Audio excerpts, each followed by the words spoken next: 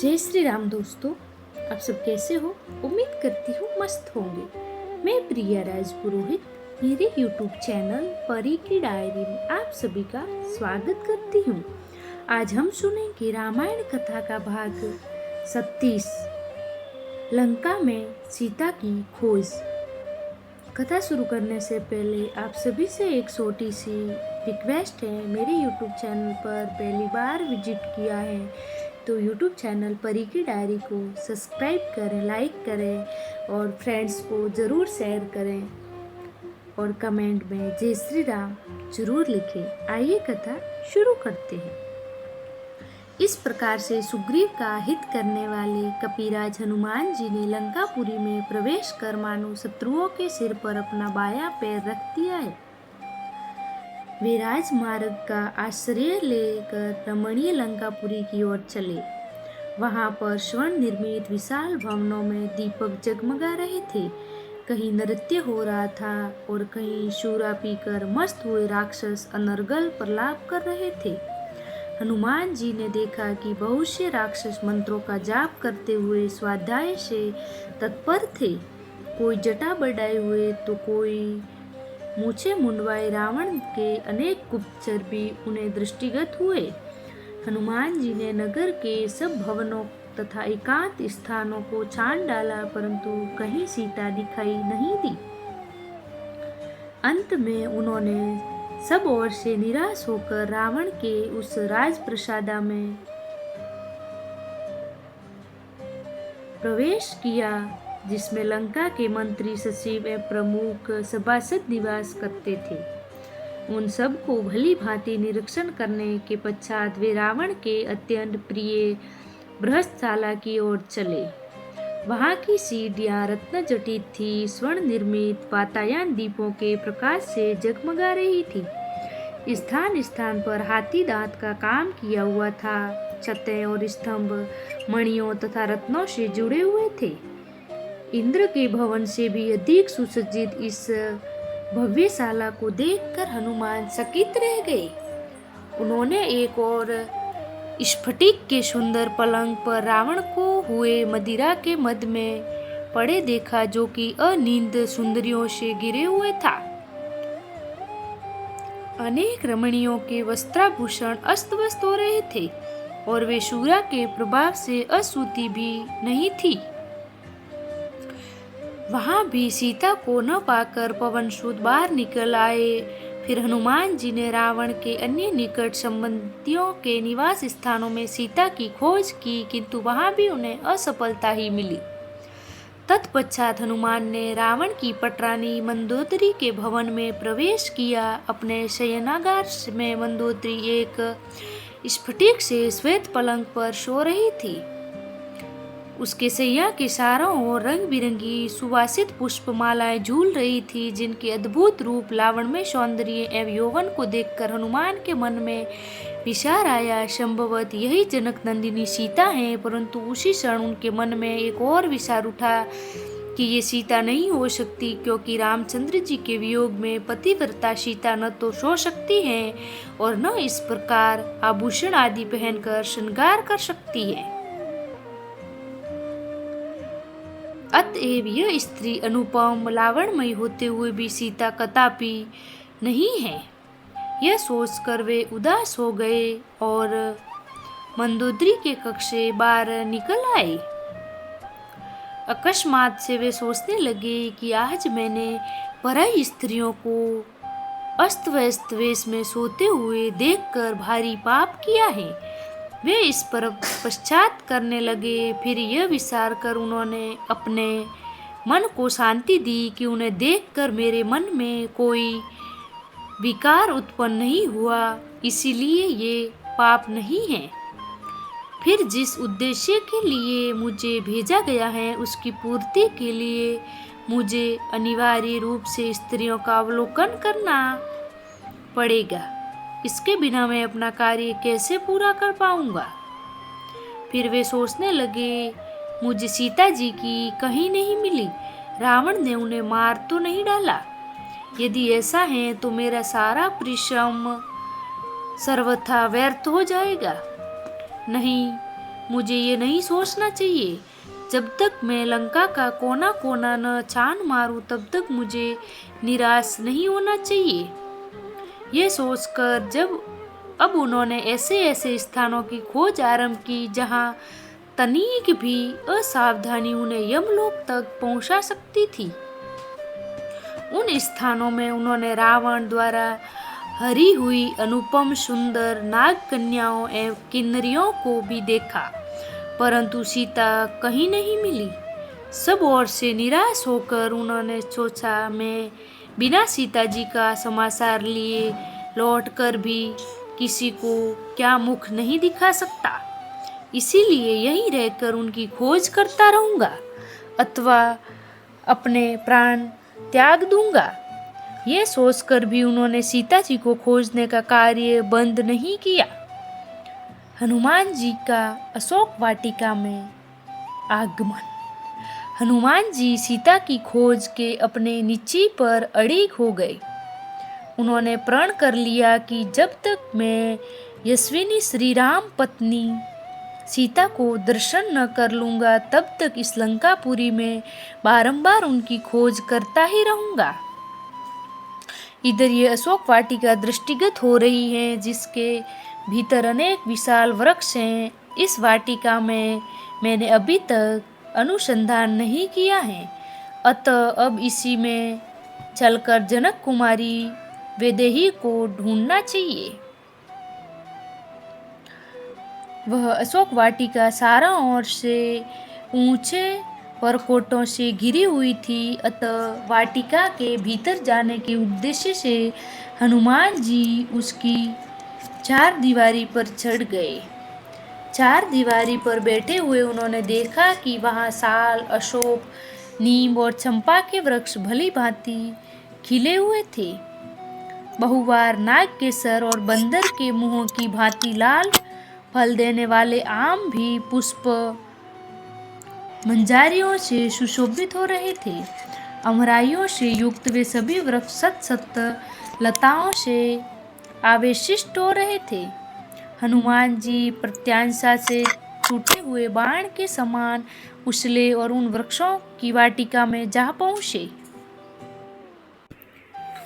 वह विचित्र वाटिका स्वर्ण और रजत के समान वर्ण वाले वृक्षों द्वारा सब ओर से घिरी हुई थी और नाना प्रकार के पक्षियों के कलरव से गुंजायमान हो रही थी। भांति भांति के विदगमों और मृग समूहों से उनकी विचित्र शोभा हो रही थी। भांति भांति के विग्रगमों और मृग समूहों से विचित्र शोभा हो रही थी। वह विचित्र काननों से अलंकृत थी और नवोदित सूर्य के समान अरुण रंग की दिखाई देती थी। फूलों और फलों से लदे हुए नाना प्रकार के वृक्षों से व्याप्त हुई इस अशोक वाटिका का मतवाले कोकिल और भ्रमर सेवन करते थे। मृग और द्विज पक्षी मदमत्ते हो उठते थे। मतवाले मोरों का कलनाद वहां निरंतर गूंजता रहता था। वाटिका में जहां तहां विभिन्न आकारों वाली बावड़ियां थी, जो उत्तम जल और मणिमय सोपनों से युक्त थी। जल के नीचे की फर्श स्फटिक मणि की बनी हुई थी और बावड़ियों के तटों पर तरह तरह के विचित्र स्वर्णमय वृक्ष शोभा दे रहे थे। उनमें खिले हुए कमलों के वसन, चक्रवाकों के जोड़े, पपिया, हंस और सारस वहां की शोभा बढ़ा रहे थे। उस अशोक वाटिका में विश्वकर्मा के बनाए हुए बड़े बड़े महलों और कृत्रिम कानन सब ओर से उसकी शोभा बढ़ा रहे थे। तदंतर महाकपि हनुमान ने एक स्वर्णमयी शीशमपा अशोक वृक्ष देखा, जो बहुत से लता वितानों और अगणित पत्तों से व्याप्त था तथा सब ओर से स्वर्णमयी वेदिकाओं से घिरा हुआ था। महान वेगशाली हनुमान जी उस अशोक वृक्ष पर यह सोचकर चढ़ गए हैं कि मैं यहीं से श्री रामचंद्र जी के दर्शन के लिए उत्सुक हुई विदेह नंदिनी सीता को देखूंगा, जो दुख से आतुर हो रही होंगी, इच्छा अनुसार इधर उधर आती होंगी। यह प्राप्त काल की संध्योपासना का समय था और संध्याकालिक उपासना के लिए विदेही अवश्य ही यहाँ पर पधारेंगी।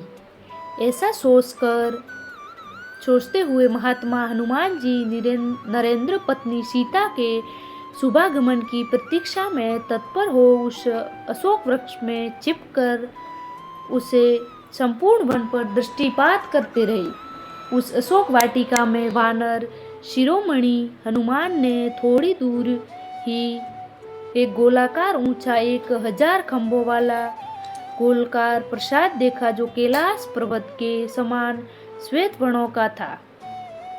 उसमें मूंगे की सीढ़ियां बनी थी तथा तपाए हुए सोने की वेदियां बनाई गई थी। उनकी दृष्टि वहां एक सुंदरी स्त्री पर पड़ी, जो मलिन वस्त्र धारण किए हुए राक्षसियों से घिरी हुई बैठी थी। अलंकार शून्य होने के कारण वह कमलों से रहित पुष्प हरिणी के समान श्रीहीन दिखाई देती थी। वह शोक से पीड़ित, दुख से संपन्न और सर्वथा क्षीणकाय हो रही थी। उपवास से दुर्बल हुई उस दुखिया नारी के मुख पर आंसुओं की धारा बह रही थी। वह शोक और चिंता में मग्न हो दीन दशा में पड़ी हुई थी एवं निरंतर दुख में ही डूबी रहती थी। काली नागिन के समान कटी से नीचे तक लटकी हुई एकमात्र काली वेणी द्वारा उपलक्षित होने वाली वह नारी बादलों के हट जाने पर नीली वन श्रेणी से घिरी हुई पृथ्वी के समान प्रतीत होती थी। हनुमान जी ने अनुमान किया कि हो न हो यही सीता है। इन्हीं के वियोग में दशरथ नंदन राम व्याकुल हो रहे हैं। यह तपस्विनी ही उनके हृदय में अक्षुण्ण रूप के निवास करती हैं। इन्हीं सीता को पुनः प्राप्त करने के लिए रामचंद्र जी ने बाली का वध कर दिया। सुग्रीव को उनका खोया हुआ राज्य वापस दिलाया है। इन्हीं को खोज पाने के लिए मैंने विशाल सागर को पार करके लंका के भवन अट्लिकाओं की खाक सानी है। इस अद्भुत सुंदरी को प्राप्त करने के लिए रघुनाथ जी सागर पर्वतों सहित यदि संपूर्ण धरातल को भी उलट दें तो भी कम है। ऐसी पति परायण साध्वी देवी के सम्मुख तीनों लोकों का राज्य और 14 भवन की संपदा भी तुच्छ है। आज ये महापतिव्रता राक्षस राज रावण के पंजों में फंसकर असह्य कष्ट भोग रही है।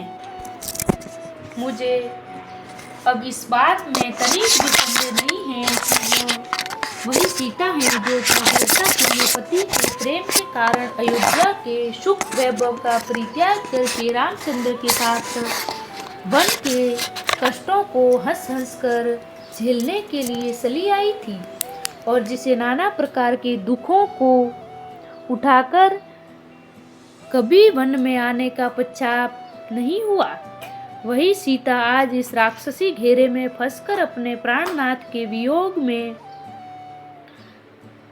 सुख सुख कर कांटा हो गई है, किंतु उन्होंने अपने सतीत्व पर किसी प्रकार की आस नहीं आने दी। इसमें संदेह नहीं है, यदि इन्होंने रावण के कुचित प्रस्ताव को स्वीकार कर लिया होता तो आज इनकी यह दशा नहीं होती। राम के प्रति इनके मन में कितना अटल स्नेह है, यह इसी बात से सिद्ध होता है कि ये न तो अशोक वाटिका की सुरम्य शोभा को निहार रही है और न इन्हें घेर कर बैठी हुई निराशसनियों को।